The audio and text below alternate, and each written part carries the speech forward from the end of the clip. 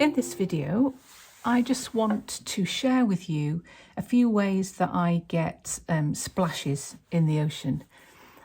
So let's just talk about those briefly. The first one is salt. Now, a lot of people who've used watercolour will have heard of this. People who haven't, you might think, oh my goodness, why would you use salt? But let me just show you why.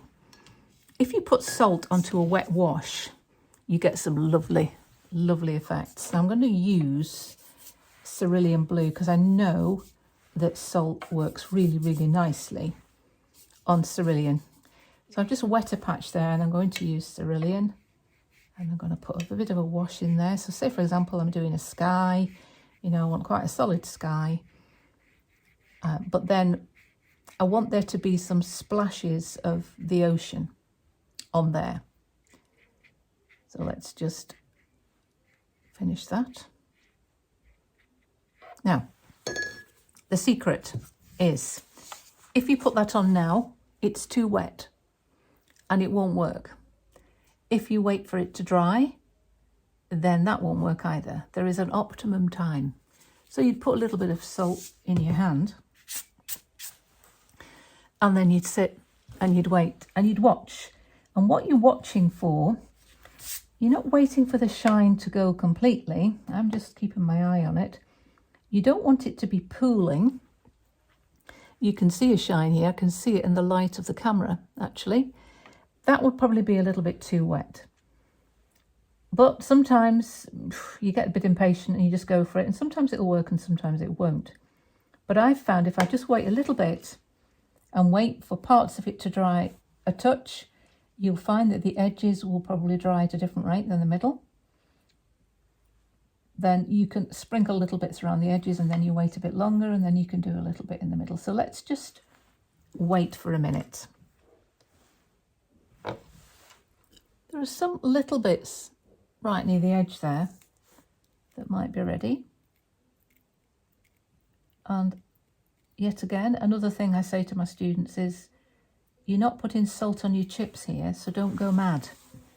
Just a little bit, and it won't work immediately. What you can see is at the minute you've got little black dots, but hopefully they won't stay like that. But the rest of it is still too wet, so we need to carry on waiting.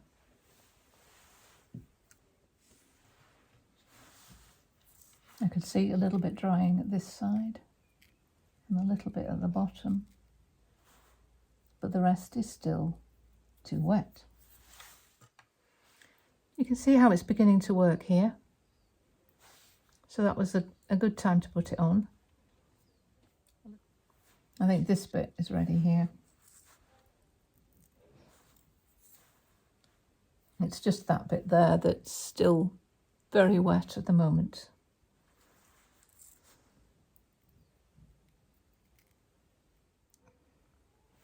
And while I'm waiting for that to dry, I've painted another rectangle here. So what I would like to try is to put some salt on and then tip my paper so that the salt could possibly run. And let's just see if we get a different texture. So while I've just been waiting for that to dry, you see I've actually cut this out because I'm going to have to put the salt on here fairly soon when that's not quite dry. So when I tip this, I don't want to tip that. So I've cut this out so this is separate. So we can just leave that to do its stuff. It's working really nicely.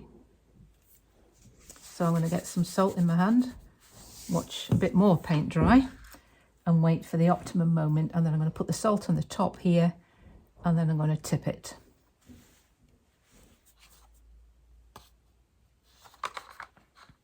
Okay, I'm going to try this now. So I'm going to put some at the top. And then I'm going to tip that.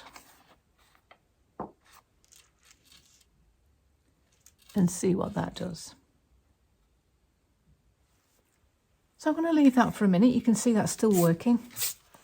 I'm just going to show you another way that I get splashes for the ocean. This time I'm going to use a darker blue. I'll use an ultramarine Just wet a patch. I'll wet quite a big area this time. And then I will put on some ultramarine blue.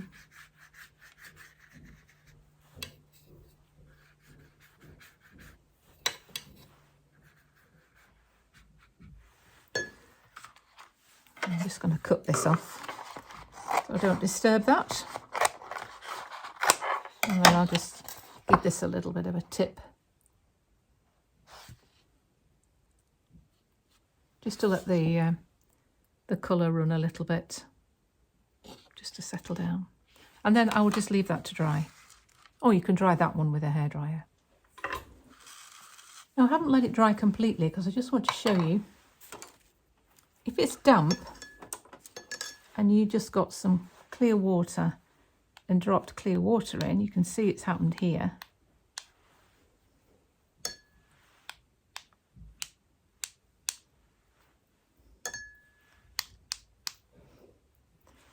Then you would get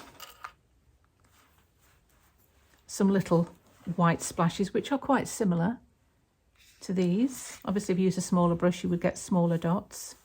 But also you can use gouache, which is still a water-soluble paint. But if you can imagine watercolour that has like talcum powder in it, it's that sort of opaque paint. But if you wanted to splash that onto a damp wash,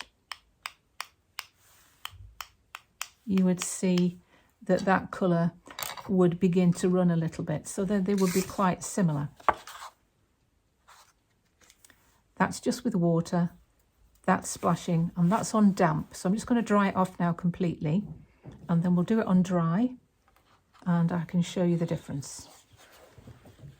Okay, I've let that dry, but before I do that, I just want you to look at that. Can you see how the salt has run beautifully? So I can't think exactly what I would use that for, but you know, if it was shooting stars or maybe something underwater. These dropped shapes, I can see that as underwater, amoeba, anemones, that type of thing, or even lichen if it was green on a rock, green, like that yellowy green. I think that would be perfect for that. These were the bits that were actually put on with a body colour, which is gouache, onto a damp wash. Now let's do that onto a dry wash. And I use this a lot. So with this, you do get it everywhere, up your arm, on your glasses. So you need to be prepared for that, but it is water soluble. Now the bigger the brush, the bigger the dot. So let's just prove that.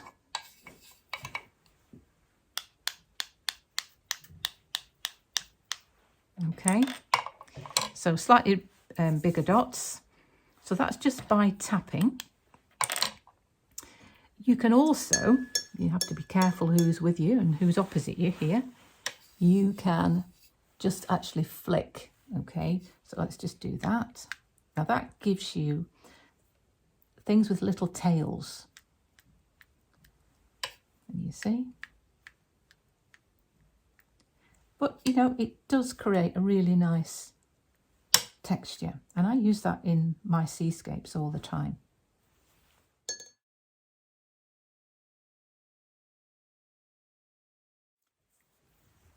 The final thing is to use a toothbrush. So it needs to be damp. And I have explained this many times, but I've seen people use it in the most bizarre way. What you're doing is you're actually putting your colour on your brush in a minute, and then you're using your thumb and you're going to be flicking back like that. Don't know whether you can see what I'm doing. Flicking back like that. But obviously you have to just point it to where your paint is. So if I put that into some white, get my brush on the top. Now this will give you a fine spray. So let's do a bit up here. So I'm going to be doing that, but I'm going to be doing it towards the painting. Can you see this will give you a very fine spray, and the more you do it, going over and over, over and over and over and over and over and over, the more it will build up. You can do it very gently, or you can build it up. And those are the main ways that I would get splashes into the ocean. So you'd use your salt. I always do that at the edge of the surf. And then I've discovered this, which I think I need to look into that more. I really like that effect. But then I also drop water, particularly in the foreground, and I splash, I actually flick in the foreground. The toothbrush I tend to use more in the background on the edges of the surf as well, perhaps where the salt would be doing its thing. And also tapping and using different size brushes for different size dots. And then I can put it onto a damp wash. You can see the difference between the damp and the dry paper. And you can build up some lovely texture and get some real movement in your seascapes. So have fun with that.